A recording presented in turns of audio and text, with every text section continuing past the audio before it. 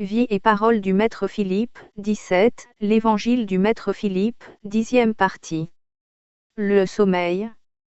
Le sommeil est le repos des organes de l'esprit. Quand il fait du vent, la plante souffre, elle se comme nous la nuit. S'il n'y avait pas de nuit, l'homme souffrirait trop. La nuit est faite pour dormir, à cette condition on se porte bien, car on doit reposer son corps, si on veille pour le bien des autres, c'est autre chose.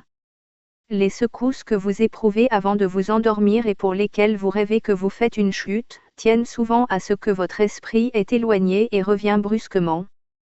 Quand on rêve, c'est une illusion, et pourtant c'est réel. Il viendra un plan où tout sera réel, où toute la réalité s'évanouira, et on croira avoir rêvé. 10 mai 1904. Dans nos rêves nous prenons une responsabilité, les actes que nous y commettons dans certains pays devront être payés dans ces mêmes pays. Mais les souffrances que nous y éprouvons comptent aussi. C'est ce qui est écrit, ce qui est lié ici devra être délié ici. Pour avoir des rêves purs et avoir quelquefois des communications avec notre ange gardien, il ne faut jamais se mettre en colère, être modéré en tout, en boisson, en nourriture, en travail, en veille, n'avoir que de bonnes pensées. 8 décembre 1902. Nous ne sommes pas assez purs pour interpréter nos rêves. Mai 1904.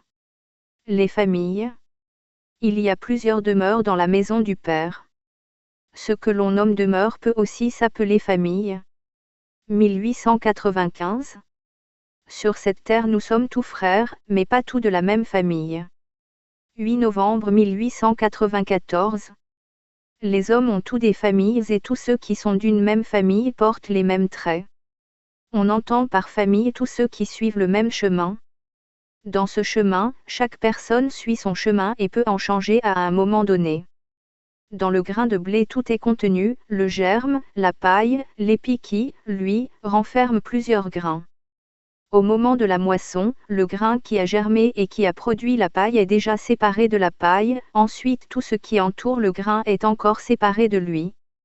Ils ont tout contribué à faire cette famille, mais ils sont séparés, l'aîné marche devant et tous ceux qui sont de sa famille le suivent. 13 avril 1898.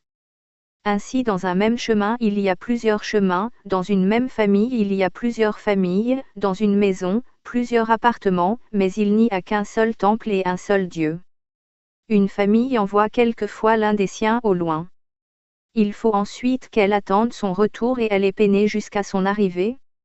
Lorsque nous venons en ce monde, nul d'entre nous ne sait d'où il vient.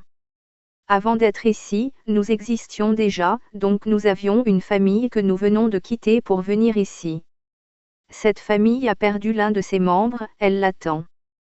Si celui qui est parti est l'aîné de la famille, il est allé tracer un chemin par lequel doivent passer les autres membres de la famille. C'est lui qui plante le premier jalon.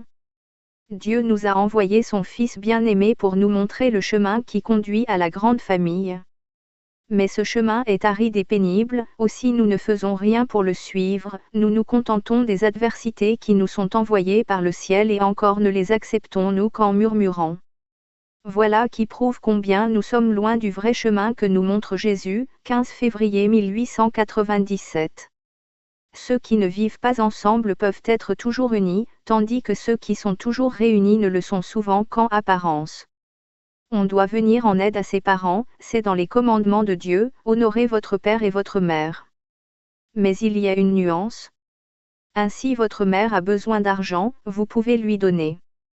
Un inconnu vient vous en demander. Auquel des deux donnerez-vous? On peut donner à sa mère, mais, si l'on veut faire la volonté de Dieu, on doit donner à l'inconnu de préférence. Il nous est inconnu pour le moment, mais il peut être plus près que notre mère. Ainsi l'arbre que nous représentons grandira, ses racines sont dans la terre, il y puise la sève qui est le bien que nous faisons et qui aide l'arbre à grandir et à porter du fruit. En suivant ce chemin, nous pouvons devenir de tels arbres et avoir une famille plus grande que celle que nous avons maintenant, une famille qui ne nous sera pas inconnue mais qui sera nouvelle pour nous. 4 juin 1896. Sachons bien ceci, qu'il y a plusieurs fermes dans la même ferme, que cette grande ferme est à l'infini, car elle comprend tout ce que nous voyons et ce que nous ne voyons pas, elle est régie par le même maître et chaque personne est classée dans la demeure qui lui est propre. Les familles sont plus ou moins avancées et par là même plus ou moins nombreuses. En avançant, elles diminuent de nombre quant à leurs membres, il y en a qui disparaissent, d'autres les remplacent. Il faut que peu à peu, à force de chercher les routes difficiles, les membres de votre famille vous abandonnent et prennent d'autres routes. Il y en a qui vont plus vite, d'autres plus lentement. Plus on avance, plus notre famille se rétrécit. Il y en a qui sont seuls de leur famille. Dans certaines familles 3 générations n'en font qu'une, dans d'autres familles 2 générations en font 3. Si l'on a trop usé son corps, si on meurt à 60 ans alors qu'on pourrait vivre jusqu'à 80, il y a déficit de 20 ans, ces années qu'il faudra vivre font partie de la même existence. 27 mars 1895. Plusieurs êtres de la même famille, tous les êtres d'une même famille peuvent à certains moments être d'un même côté. En tout cas, il y a souvent plusieurs êtres de la même famille ensemble d'un même côté. Quand il y a beaucoup de monde dans une même famille, chacun paie pour soi ou, en tout cas, paie peu pour les autres. S'il y a peu de monde, les souffrances et les efforts à supporter sont plus nombreux et plus grands. Le bénéfice s'en répand ainsi sur ceux de la famille et sur ceux des familles inférieures. Si l'on est tout seul, on paie pour tous, notre Seigneur Jésus-Christ. Un père a 3 enfants, il aime beaucoup l'aîné et celui-ci en profite pour se faire donner plus qu'aux 2 autres en disant au père: s'ils ont besoin, je leur donnerai plus tard. Le père meurt, l'aîné se trouve, par cette donation, de la famille du père. À ce moment le second peut dire, cela n'est pas juste. Dès l'instant où il le dit, il juge, par conséquent il est de la famille. Le troisième ne dit rien. Souvent cette pensée lui vient, il l'étouffe. Lui ne fait pas partie de cette famille, il est délié, tandis que le père et les 2 premiers fils sont de la même famille. 5 novembre 1894. On peut se dévouer pour quelqu'un de sa famille, ou d'une famille inférieure à la sienne, et prendre sur soi tout ou partie des épreuves qu'elle a à supporter. Mais c'est très exceptionnel, et l'on a déjà bien de la peine à suivre son propre chemin. Il faut une grâce, une autorisation spéciale de Dieu. Les chemins. Chaque être a son chemin, et le chemin de l'un n'est pas le chemin de l'autre, mais tous les chemins sont en le chemin. Les chemins sont ce qu'il y a de fixe dans l'univers. Chaque famille d'êtres a son chemin et tous les membres de la famille suivent le même chemin, mais l'un peut remplacer l'autre dans ce chemin. Sur le même chemin sont les ancêtres, soi-même, puis, par ordre décroissant, les animaux, les végétaux, les minéraux. Chacun se croit libre et est le maître de ce qui le suit. Mais chacun est aussi mené par ceux qui le précèdent. On peut n'être pas de la même famille, du même pays, et suivre le même sentier. Sur ce sentier il y a les ancêtres et les descendants. Tout homme qui agit engage en même temps que lui dans son action et dans ses conséquences la série des êtres qui sont sur son chemin. Si un homme, pour un acte commis par lui, a mérité de naître avec une jambe de moins, tous les animaux qui sont avec lui naîtront mutilés, tous les arbres auront des branches tordues, tous les minéraux de sa famille seront impurs. S'il en est ainsi pour le châtiment, il en est de même pour le bien. Lorsque nous portons une tasse à notre bouche pour boire, il y a en même temps des individus qui boivent dans un verre, d'autres dans le creux de leurs mains, un animal va à l'abreuvoir, une plante reçoit de la rosée et ainsi de suite jusqu'au plus profond de la matière. Et nous ne pouvons faire le geste de boire que parce que la matière nous y aide aussi. Sans cela notre bras retomberait inerte sans que nous puissions boire. Il faut que la matière nous donne la force. En même temps un cliché vient devant notre esprit et nous sommes ainsi le point de rencontre entre ce cliché et la série de ces êtres, qui est le chemin. Je n'envisage pas le destin de la même façon que vous, je le considère comme une route que plusieurs êtres doivent parcourir et sur laquelle des obstacles peuvent se trouver. Celui qui ne recule pas devant un obstacle fait peur à cet obstacle, celui-ci s'aplanit devant le passage des autres sonne. Voilà pourquoi le bien qu'on peut faire peut être utile à une quantité. 31 juillet 1893. Notre destinée est écrite. Nous suivons chemin tout tracé ici-bas et une âme d'amant entre dans un de ces chemins sur sa propre demande, à heure fixe. D'où l'astrologie. Vous êtes dans un chemin, il faut y passer et ce chemin, c'est le ciel qui l'a tracé. L'eau peut y entraîner des graviers, des épines, des arbres peuvent y pousser, je vous dis que vous passerez par ce chemin jusqu'à ce qu'il soit aplani. Pour l'aplanir, il faut avoir de larges souliers et être très chargé. Si on ne l'aplanit pas la première fois, on y repassera.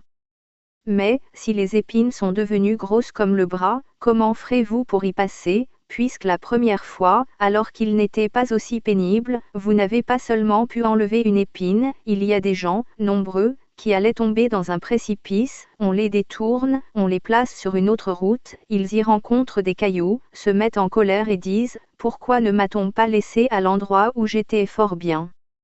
Il y en a aussi qui, une fois tombés dans le précipice, aveugles, rencontrent quelqu'un qui les prend par la main et les mène plus ou moins vite jusqu'à la première marche d'un escalier, et ils disent, voilà déjà longtemps que nous marchons, vous me dites toujours la même chose et je ne vois rien.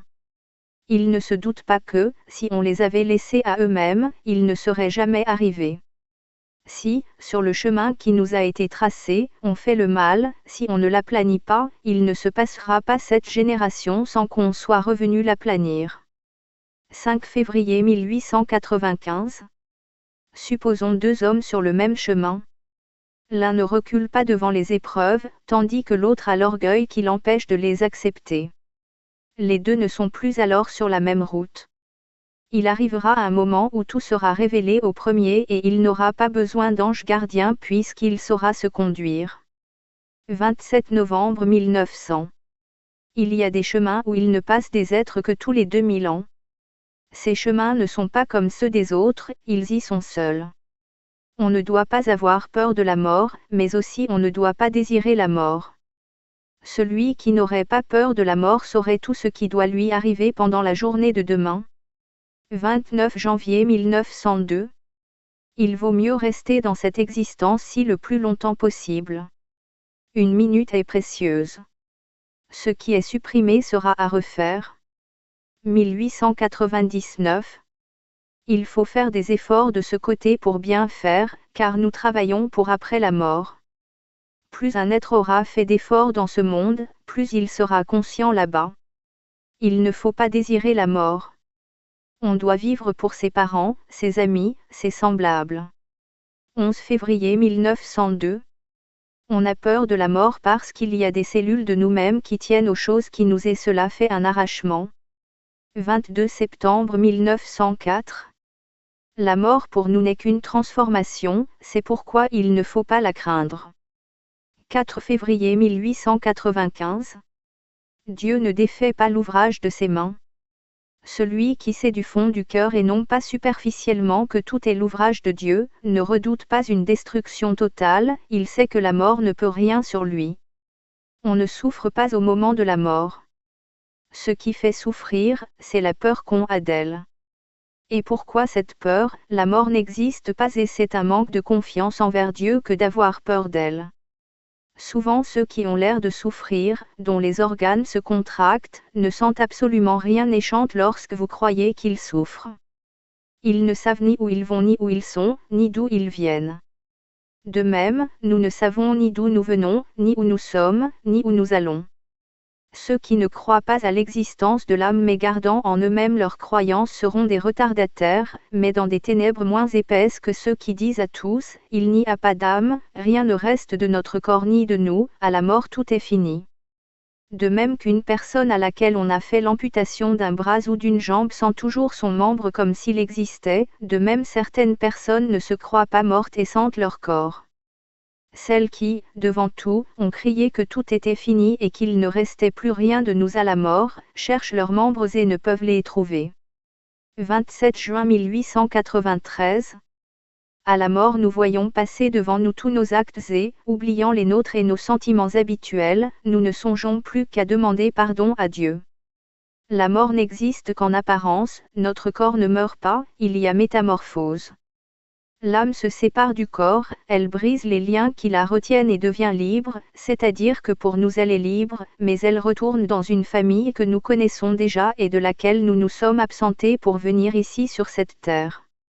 Et cette famille est contente de nous revoir, car elle retrouve un de ses enfants qu'elle croyait perdu. Lorsque nous mourrons, il n'y a pas de phénomènes intermédiaires entre notre départ et notre arrivée ailleurs. Nous nous trouvons chez nos amis spirituels immédiatement.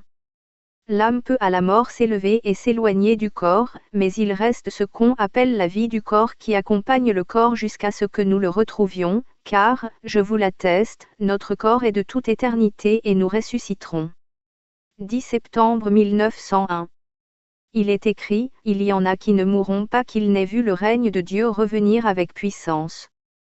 Avec puissance, oui, mais pas avec éclat. Il faut savoir à qui cela a été dit. Cela a été dit à des êtres détachés, des êtres qui, n'ayant pas d'attache à la terre, devaient passer de l'autre côté sans s'apercevoir qu'ils quittaient celui-ci. 27 janvier 1897. Mais ce côté et l'autre, n'est-ce pas toujours le même côté? Oui, avec des rideaux qui séparent. L'homme n'a pas le droit de faire brûler son corps à sa mort. Il faut rendre à la terre ce que la terre nous a prêté, c'est à elle de transformer le cadavre comme elle l'entend. 2 mètres de terre suffisent pour purifier les émanations du cadavre. Si l'on brûle par accident, c'est autre chose. La terre prêtera des corps à ceux qui en ont besoin, mais ceux qui se seront fait brûler attendront très longtemps avant de pouvoir revenir. Un grain de blé revient immédiatement, tandis qu'un grain brûlé ne pourra revenir qu'au bout d'un temps immense. Octobre 1904.